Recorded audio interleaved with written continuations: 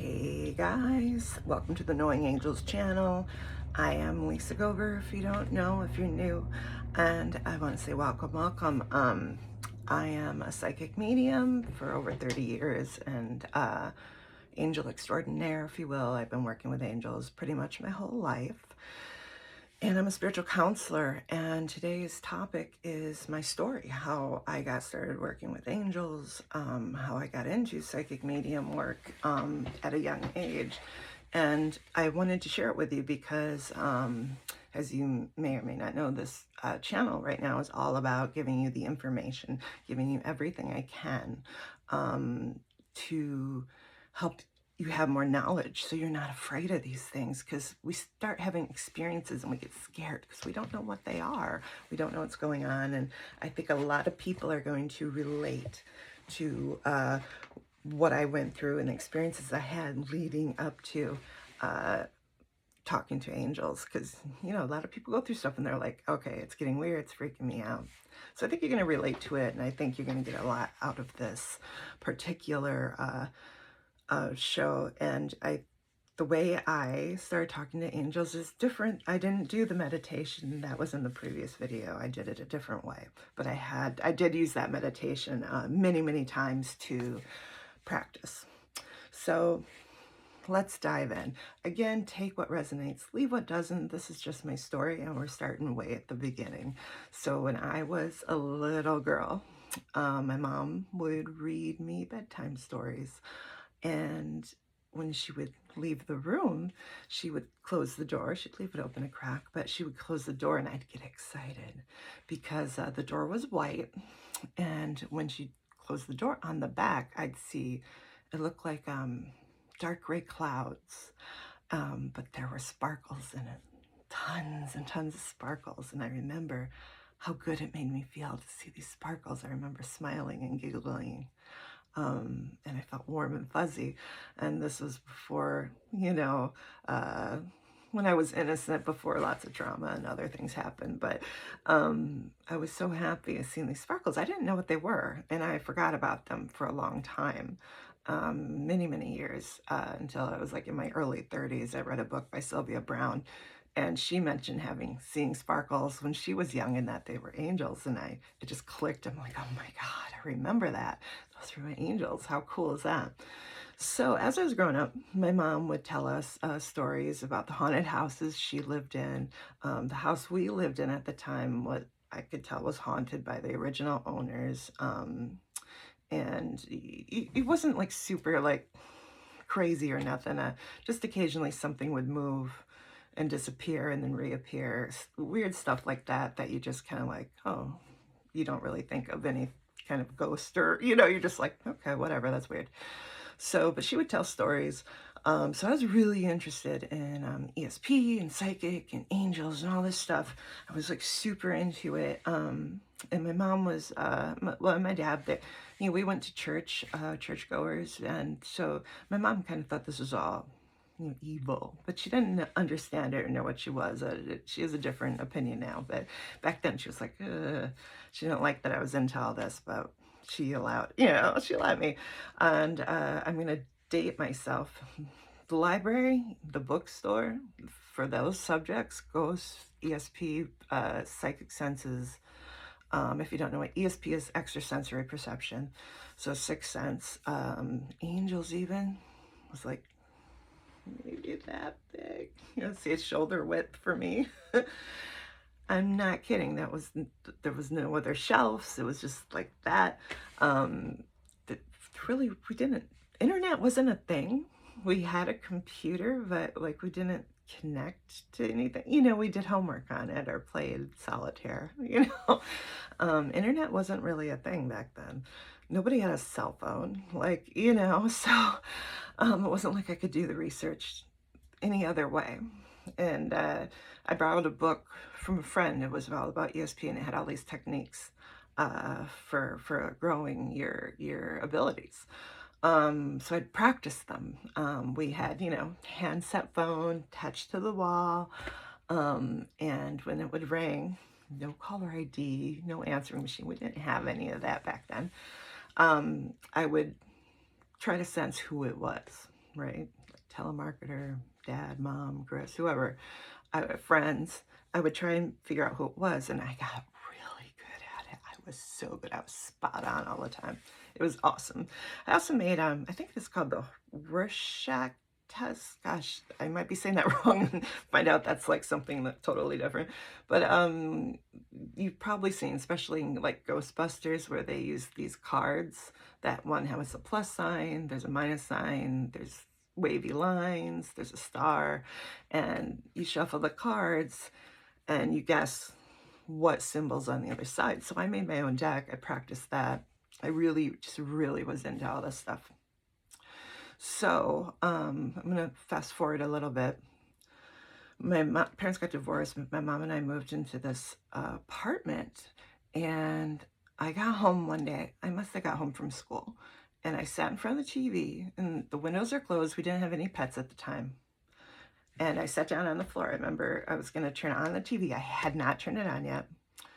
And I felt like, almost was like a breeze kind of past this ear. And right in my ear, out loud, as I, like I'm talking to you, I heard Lisa. And so it was like a breath, but it was like, and it wasn't scary. I know that sounds crazy. You know, you're thinking you'd flip out. It was more like, you know, I looked at the front door. Did someone come? You know, I looked at the windows. No, everything's closed. It's kind of like, huh. And that was that. I think I turned on the TV because I was like, well, that's weird. And of course I remember it because it's like, that's weird.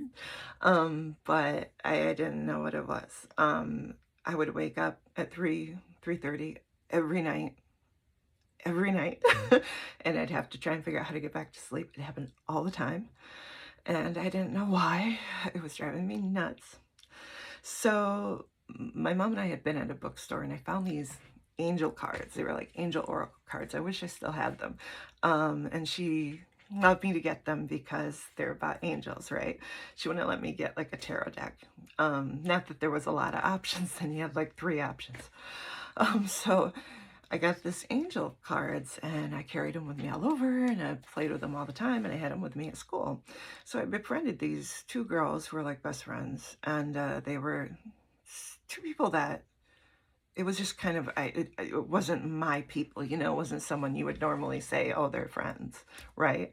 And I was only friends with them for a very short period of time, matter of months, and then it just kind of ended. There was no blowout, no fight, no nothing. It just kind of was done. Why this is important is, excuse me, my friend and I, her name was Elisa. I forgot the other girl's name. The 3 of us skipped school one day, and my mom was at work, so we went to the apartment, the same apartment. I heard the Lisa. And me and Elisa were sitting at the kitchen table playing with the angel cards. Her friend was like reading a magazine on the couch or something. So as we're playing with these angel cards, all of a sudden Elisa kind of drops her head, raises up, eyes closed, and a man's voice started speaking through her. And it was kind of like, and it wasn't scary, but it was like, this is interesting. And her friend kind of just turned and watched, and she wasn't really surprised like I was surprised. Sorry, I have like an eyelash in my eye. But it was like, this is, you know, this is weird. So this man's voice comes out. I forgot his name. It says he's an angel. It says it's time for me to start talking to my angels. I thought, okay, how? And he told me what to do. And it was very quick. And she kind of hung her head, deep breath. And then she was like, okay, what did he say? She didn't remember any of it, but she knew her angel took over. And I told her, and she's like, yeah. She goes, yeah, he's always doing that.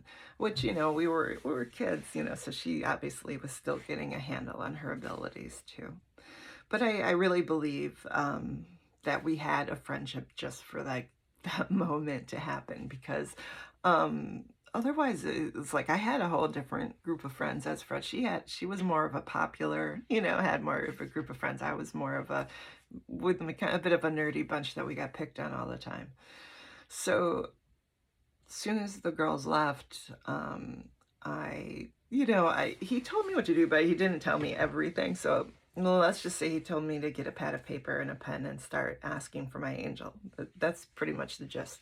So me not knowing exactly what to do, I sat at the dining room table. I turned off the lights and I lit a candle because I was, you just think, oh, paranormal, that's what you do, right? Like seance. I didn't need to do that at all. You don't need to light a candle. But I had my pad of paper and my pen, and I wrote down, is there any angels with me? That might not be exactly what I asked, but it was pretty close. Is there an angel with me? And I just sat back and waited. And I didn't force any answers to come. It's almost like if you're sitting outside or you're somewhere and you're just enjoying the breeze or the sound of the ocean, or you're kind of listening to things happen around you, but you're just kind of waiting with no expectation. So that was me. And every few minutes I'd ask, is there an angel with me? And I'd wait. And a good 20 minutes went by where I think a lot of people would have been like, this is art. But I was just like chilling because I had nothing else to do. Mom wasn't home, to hell with homework. I skipped school, so yeah, it was terrible. I had bad grades, but I graduated. Anyway, so I sat there, about 20 minutes go by, and all of a sudden, it sounded to my left, but it was in my head. I hear, yeah, I'm here, in a small voice. Yeah, I'm here. And I wrote it down. Yeah, I'm here. And I was like, who are you? Oh, I'm Tim. Timothy. You can call me Tim. I wrote it down. Wrote down the question. Wrote down the answer. What kind of... Are you my angel? He was like, yeah, I'm one of your angels. Okay. What kind of angel are you? Oh, I'm a cherub. I'm a cherubian. So immediately I picture a little baby, with little wings, little baby cherubian. But, that's not...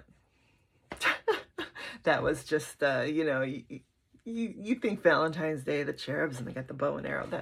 That's not what he actually, eventually he became just a tall, slender guy that had dark brown hair when I would talk to him.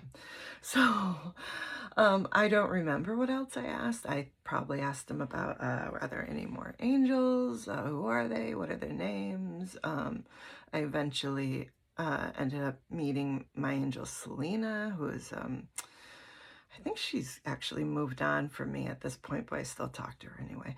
It was a seraphim angel, which is all about love, and she became like my #1 contact for whatever reason. And I met the whole group of angels, and so I had written all the questions out and the answers. So after this session, I don't think it was very long, maybe another 20, 30 minutes, I just made that up. I totally made that up. That wasn't real. I made it up in my head. And I looked at the paper again and I was like, but it seemed real. It was cool.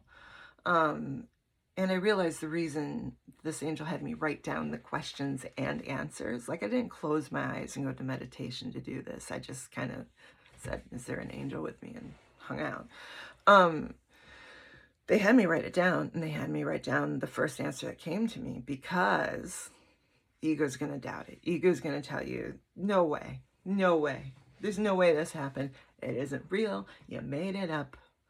Forget about it. Your ego is going to fight you tooth and nail that this, because it's in your head. And you're like, yeah, it's my thoughts. It's, but it's not. Okay. I eventually learned the reason I wake up at 3 a.m., 3:30 was because of them. And how I learned that was, that night, they're like, hey, Lisa, hey. And literally woke me up out of my sleep and by talking to me.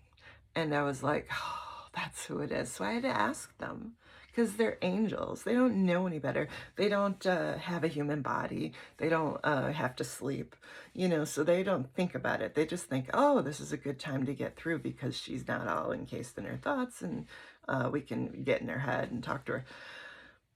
So I had to tell them, please don't do this. And I would make appointments, like I'll be home, I have time. Mom's at work, so it would be like maybe 3:30. Let's have a chat. I'll talk to you guys. And I would practice like all the time. And my ego, yeah, it fought me. I thought I was crazy at some points. I'm like, I'm making this up. I'm insane. I'm truly a nut. But I'm not. And I wasn't, you know what I mean? So this is real. It was very real. So I had a whole lot of experiences meeting the archangels, Michael, Gabriel, Uriel, Raphael, working with them in different aspects, meeting the record keeper, who's the keeper of our Akashic records. They didn't make me go there. He came to me with my records, which is a little different than people who actually teach about Akashic records and take you through that. They don't usually have an angel come to you, but mine did in my case with the records. So I don't have to like do this whole meditation to go visit my records. So working with them, it's been the most amazing experience. And yeah, life got in the way a lot. Trauma experience got in the way. The 3D human experience got in the way where I pushed them aside. I always had them a little bit with me though, because, I lived in a few haunted places. Yes, stuff would move, TV would flick on and off. I mean, stuff would move in front of you. TV would flick on and off. I saw actual apparitions. So I'd always be like, oh my God, angels. But they always came back around. When they could get through to me. And one particular tough moment in my life, after I was pregnant and I had my baby, and I gave her up for adoption, for a semi-open adoption. So I'm still in touch. She's doing really good. And that was a long time ago, but it was very painful. It was very heartbreaking, and I had a tough time getting through it. And I did shut out my angels for a while. And once I was ready to kind of move on, I was in an apartment, another haunted apartment, but I was in there and I was kind of pacing around.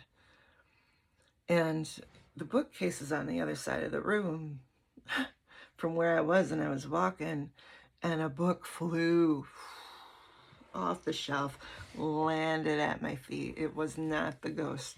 I know it wasn't, because the book was Neil Donald Walsh, When Everything Changes, Change Everything. And I was like, okay, you guys want me to read this? Which I'd read it before, but it was just like so perfect for me, for rejuvenation. So yeah, these guys are amazing. And you can ask them. I mean, you have to ask them for help. Like, unless there's something that's going to change, like kind of a life plan you set out before you became human, they can't help you. Okay, we have free will, so you have to ask, and they'll knock on the door and be like, "We're here." When I went through a couple years ago, I went through a 6-month thing of despair. Had no money. I couldn't pay my phone bill, so I lost my phone. I just was in a terrible place, and I was crying. I was up at like 4 a.m. sitting at the table just bawling. I'm like, what do I do? How do I get out of this, And the angels were like, dude, you know what to do. You know, I didn't ask them for help, but they were nudging me, right? They were like, you know what to do. You've trained, you know, I have a million certifications as a life coach and as a certified health coach, and you know, as a LMT, and you know, you taught a bit of psychology, and so it's like I know, like I've taught people how to go do healing work and whatever, and so they were like, you know what to do, like so. So it was kind of the kick in the pants I needed. It literally felt like a, like I was like offended, like you jerks, you know. But no, they were right, and so I nodded. I did the work, which we'll do in another video, to uh, get out of my emotional state, get into a higher emotional state, change some limiting beliefs, right? Shift into a better place. And what do you know? The next day, I manifested a few $100s in the morning. I manifested a bottle of wine. Like everything changed, and I ended up manifesting, you know, a couple $1,000s here and there throughout the year. So it was kind of like throughout, you know, the next few months, like, yeah, because they nudged me, because I was able to hear them at that moment. I wasn't just pushing them away, or um, you know, they can talk to us at any time, and they do it in our head a lot. They do it in our intuition. And if you're in, you know, a place of like, oh, everything sucks, and they're like, you're going to be okay. You know, you should write about this, or you should, you know, do this. And you'll be like, no, nothing helps. I mean, that's you, like they're nudging you and you're ignoring them. So anyway, that is my story. I've been with them so long. I talk to them. They're always with me. I can talk to them at any moment. Even right now, they're here. And you can do the same. You can. We're all given this beautiful ability because they're here for us. They're here to help us in so many ways. So if you want to know more and really go in depth of working with angels and all the spirit guides, and working with your psychic senses, the Knowing Angel Academy it's self-paced. It includes psychic school right now, so it's like a great deal. It's only $444. There are payment plan options. You just got to reach out to me, and yeah, it'll change your life. So I'll put that link below, and I'll also put a link to my link tree where you can find other programs and ways to work with me. I love you. I hope this serves you, and I hope you have a beautiful day.